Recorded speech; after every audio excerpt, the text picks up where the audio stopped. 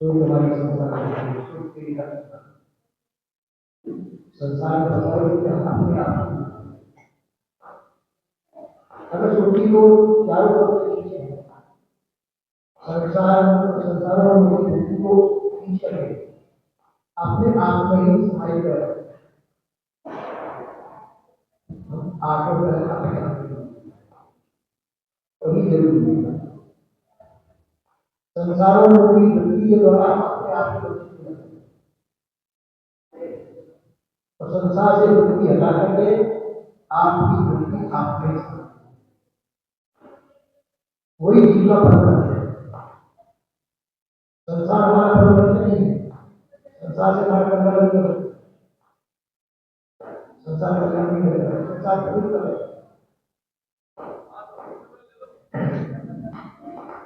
भ्रमित करने का ये उदाहरण होता था और आपको पढ़े लगे है कल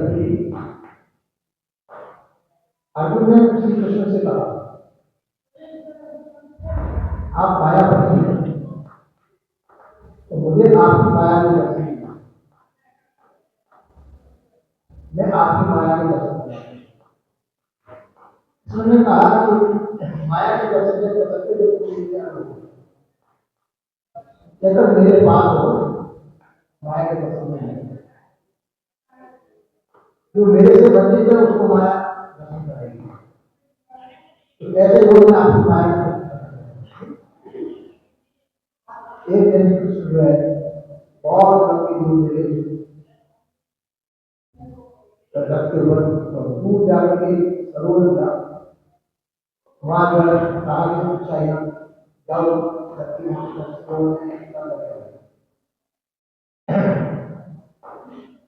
अर्जुन जो सरोवर में स्नान करते प्रभु घोड़ों को दिलाने वाले में लगे।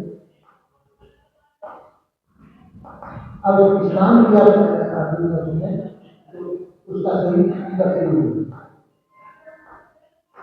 माँ को राजा करना चाहिए राजा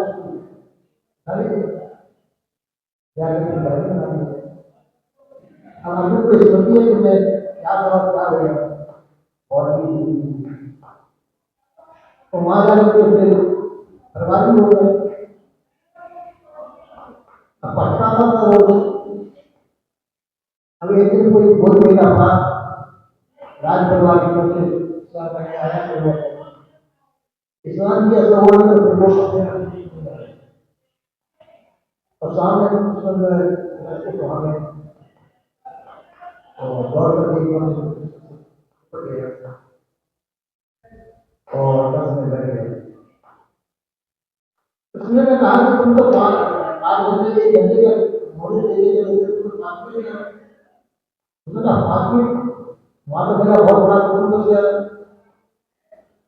और आप 5 मिनट बता रहे जल्दी को लाया जो बहुत कुछ चीज को छोटे से सरल करता है व्यक्ति को प्रेरित कर दे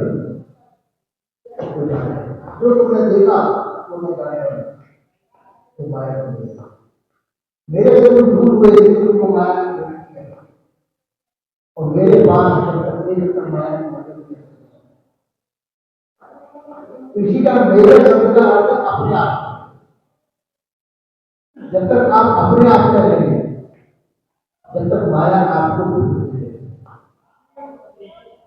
कहते हैं माया माया सत्य है माया नतीजे को जो मन से काम करे माया की तो मन में चिपक गया है मन से सब वो माया है। इसी प्रकार से जब तक हम अपने अंदर से वंचित है अपने आप से वंचित है जब तक संसार हमारे हम संसार में रहेंगे और संसार में वृत्ति जब तक हमारी रहेगी जब तक हम अपने आप में नहीं आते अपने आप से बचे। इसलिए वैराग्य का उद्देश्य संतुलन किया है। बिना वैराग्य के संसार हमारे से वैराग्य की प्रवृत्ति समझ करना चाहिए। आपको ये समझ लिया देखो वैराग्य संतुल वैराग्य होने को संसार संसार में वृत्ति रहेगी, वैराग्य में वृत्ति रहेगी तो वो संसार से दूर रहेगा, अपने लक्ष्य पे रहेगा। सबसे फिर संत हो जाएगा तो संसार में हो जाता है, इसलिए जाते हैं साधु वेश लेकर के हमारी भक्ति संसार में इसलिए जाती है, संसार हमारा जैसा संसार हमको घुमाता है, जो हमारे अंदर गुण नहीं है वो गुणों का प्रकाश करता है संसार, तो हम उनके द्वारा हमारा लग जाता है, जो हमारी तारीफ करता है, हमारी मान बात करता है, वो हमको ठीक रखने लग जाते हैं, अपने आप को हम भूल जाते हैं। इसलिए हम बच्चे जाते हैं, हम सोचते हैं कि ये गुमान मत करें हमारा ऐसे हम है और वैसे हम नहीं, संसार को हमारा गुमान करता है, क्योंकि संसार को मानने में क्या होगा, तो उनके मिथ्या गुमान मानने पर इसलिए जब संसार से वैराग्य करता है, जब तक वैराग्य नहीं हुआ, राग नहीं हुए, जब तक अपने आप को ये संत नहीं कहते वैराग्य का वैराग्य प्रभु हो, जब वैराग्य प्रभु हो गए तो संसार आपके संसार में रचना बदलना आपका लक्ष्य नहीं है, संसार की विभूतियां प्राप्त करने का आपका लक्ष्य नहीं है, आपका लक्ष्य संसार से दूर होना। अब संसार से दूर कैसे हो, सही संसार का सही संसार का तो प्रारंभ के लिए करना संसार सही है, और शरीर में रहते हुए संसार में रहते हुए संसार की वृत्तियां आप हटा सकते हैं, संसार की वृत्तियों को आप खत्म कर सकते हैं, शरीर का भोग शरीर देता रहेगा, तो संसार की वृत्ति खत्म करना जरूरी है। जब तक हम संसार का आपस लेते रहेंगे, तुलसीदास ने कहा है, तुलसी धूल ये संसार के रस का आस्वादन करना से छोड़ दिया, राम सबसे बड़ी भगवान का नाम, इसी प्रकार से हम बोल जाइए, यदि हम अपना लक्ष्य का कल्याण चाहते हैं तो संसार से दूर होना पड़ेगा, और संसार से दूर चाहिए, और संसार से दूर कोई नहीं पड़ता, तो संसार में हमको रस है, संसार में हमको होती है, संसार में छोड़ नहीं सकते, अपने आप का रस मिलेगा, अपने आप को किसी बनाएंगे तो संसार हमारा नहीं होगा, संसार में भी खत्म हो जाएगा, ऐसा जरूर की संसार का होता है।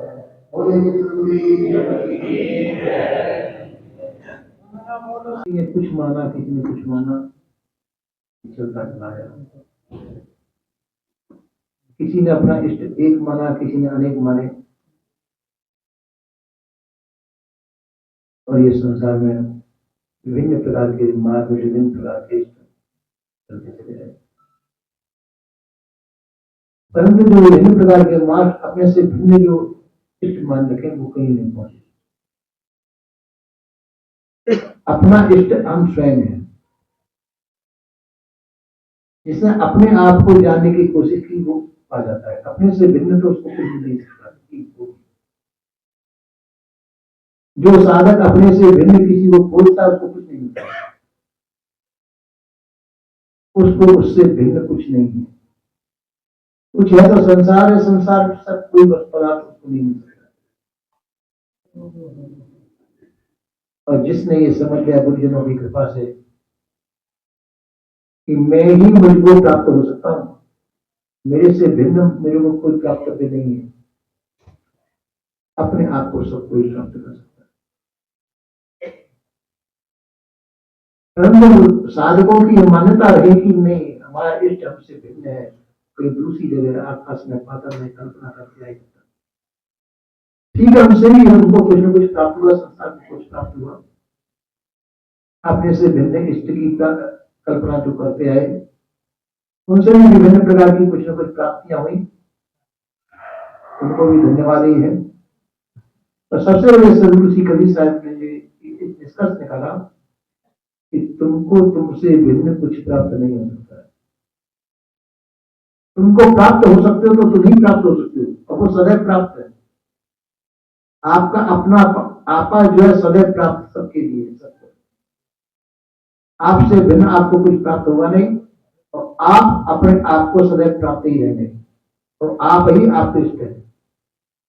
ये मार्ग सदगुरु जी कवि साहब ने दर्शाया।